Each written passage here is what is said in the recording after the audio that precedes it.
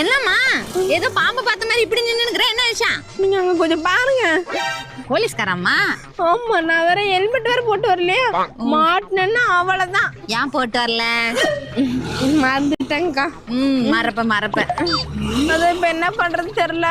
நான் ஒரு ஐடியா வச்சிருக்கேன்.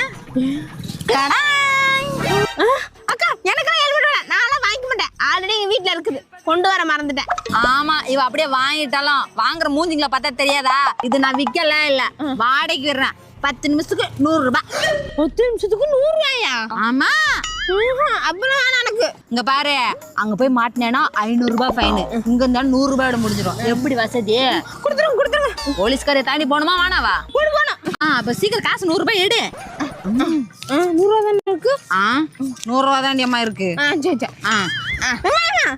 எனக்கு உட்கார நீ பின்ன அப்படியே ஹெல்மெட் ஆட்டி போடும் போல.